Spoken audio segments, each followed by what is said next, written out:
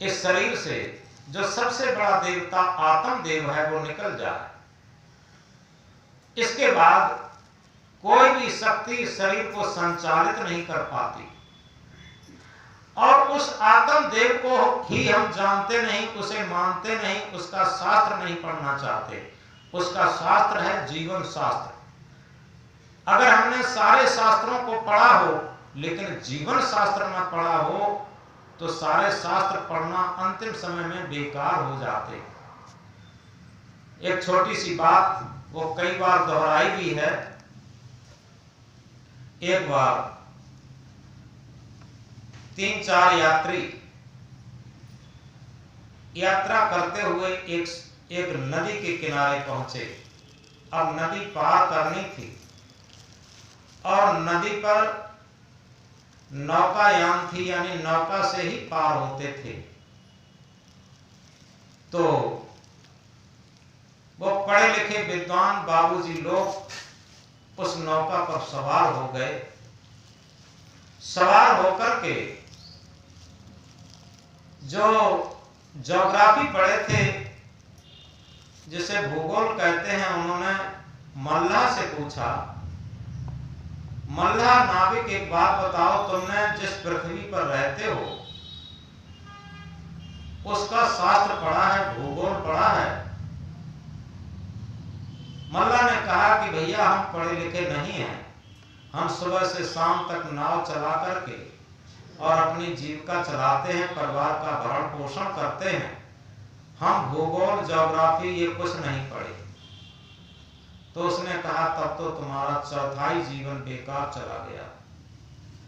और एक इंग्लिश बाबू थे, उन्होंने कहा तुमने अंग्रेजी पढ़ी है, अंग्रेजी शास्त्र को जानते हो? तो उन्होंने कहा भाई हम बताते एक ही बात बताते हैं, अंग्रेजी को भी नहीं जानते हैं, ये इंग्लिश क्या होती है इसे हम नहीं जानते। और एक उसी पर शास्त्री जी सवार थे, उन्होंने कहा एक बात बताओ, तुमने क्या शास्त्रों को पढ़ा है, पुराणों को पढ़ा है? उसने कहा कि हमने शास्त्रों को भी नहीं पढ़ा। एक और विज्ञानी बाबू सवार थे, उन्होंने क्या तुमने क्या विज्ञान को पढ़ा है? कि हमने विज्ञान को भी नहीं पढ़ा। तो उसने कहा कि तब तो तुम्हारा सारा जीवन बेकार ही हो गया। तो वो थोड़ा उदास हो गया, सब लोग मिलके कह रहे हैं कि तुम्हारा जीवन बेकार हो गया। तब तक नाव चल ही रही थी और नाव बीच धारा के करीब करीब पहुंचने वाली है, और बीच धारा में जहां बहुत गहरा पानी था वहां भंवर पड़ रही थी। भंवर जानते हैं जिन लोगों ने नदियों में देखा होगा, बड़ी बड़ी नदियों में पानी घुमड़ घुमड़ करके नीचे को बैठता है, जहां बैठता है वहां काफी गहरा गड्ढा जैसा होता है, घुमावदार, और उसमें सारी वस्तुएं अंदर को चली जाती, कूड़ा कड़कच कुछ भी आ जाए, बड़ी से बड़ी चीज आ जाए, वो सब अंदर बैठ जाती। ऐसी भंवर पड़ रही थी। तो मल्लाह ने उन बाबू लोगों को कहा कि बाबू लोगों एक बात बताओ, आप लोगों ने सारे शास्त्र पढ़े हैं, विज्ञान पढ़ा, भूगोल पढ़ा, इंग्लिश पढ़ी, ज्योग्राफी पढ़ी, सब कुछ पढ़ा, शास्त्र पढ़े, क्या आप लोगों ने तैरना सीखा है? जैसे इस बात को कहा तो बाबू लोगों ने कहा मल्लाह आखिर कहना क्या चाहते हो? मल्लाह ने कहा कि एक बात बताओ, आप लोग तैरना जानते हैं, तैरने का शास्त्र पढ़ा है कि नहीं पढ़ा? तो उन्होंने कहा कि तैरना तो हम लोग नहीं जानते हैं। तो मल्लाह ने कहा कि बाबू लोगों भंवर पड़ी है नदी में, और वैसे मैं बहुत बचाने का प्रयास करूंगा, प्रयास कर भी रहे हैं, लेकिन अगर तैरना नहीं जानते हो तुम्हारे शास्त्रों का सारा ज्ञान व्यर्थ हो जाएगा आज, बिना तैरने का शास्त्र पढ़े। थोड़ी देर में नाव घूमने लगी। जैसे ही नाव घूमने लगी, मल्लाह एकदम कूद करके और तैर करके पार हो गया। अब वो कहता है हम तो तैर कर हुए बाबू सरता के उस पार, और जाने बिना तैरना बाबू जीवन है बेकार। हम तो तैर कर बाबू हुए सरता के उस पार, जाने बिना तैरना बाबू जीवन है बेकार। ये वो कहने लगा, यानी हम तो तैर करके सरता के उस पार हो गए, लेकिन तैरे बिना जाने बिना तैरना बाबू जीवन है बेकार। यानी हम सारे शास्त्रों को पढ़ लें, सारे ज्ञान विज्ञान को जान लें, लेकिन तैरना न जानते हो। ये पानी का तैरना तो जान गए, लेकिन एक तैरना होता है जो मन के पार की स्थिति जाना, मन के आयाम से पार जाना।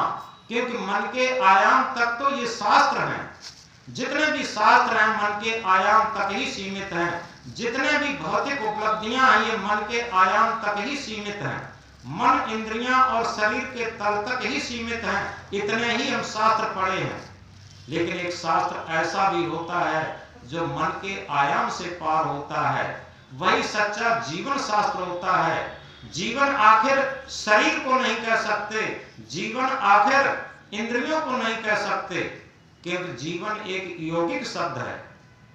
थोड़ा गहराई से हम समझेंगे, जीवन एक यौगिक शब्द है। तन जीव मिलन की स्थित, ये जीवन की वेला है। कोई न किसी का है जग में, बस 2 दिन का मेला है। शरीर और जीव के मिलन काल को ही जीवन कहते हैं। और जब शरीर और जीव का मिलन काल है, जीवन है। और जिस दिन शरीर और इस चेतन आत्मा का संयोग वियोग के रूप में उपस्थित हो गया, उसी दिन क्या कह देते हैं कि भैया उनका जीवनांत हो गया, जीवन का अंत। और जीवन के अंत से पहले क्या हमने जीवन शास्त्र को पढ़ना जाना? अगर जीवन के अंत होने से पहले जीवन शास्त्र को पढ़े हैं, तो जीवन शास्त्र में आता है कि मन क्या है और मन एकाग्र कैसे हो। अपने कुमन को हम निर्मल मन कैसे बनाएं। देखो रामायण में भी कहा है, निर्मल मन सोई जन मोह पावा, मोह कपट छल छिद्र न भावा। जिसका मन निर्मल है वही राम स्वरूप, आत्म स्वरूप, परमात्म स्वरूप की जानकारी कर सकता है। निर्मल मन हुए बिना मन के आयाम से पार की स्थिति को हम नहीं जान सकते, उस आध्यात्म विज्ञान को हम नहीं पढ़ सकते। और जब तक हमारा मन गंदा रहेगा, इसे बुद्ध ने अपनी भाषा में एक अपने शिष्य को समझाया। एक दिन बुद्ध जंगल में अपने भजन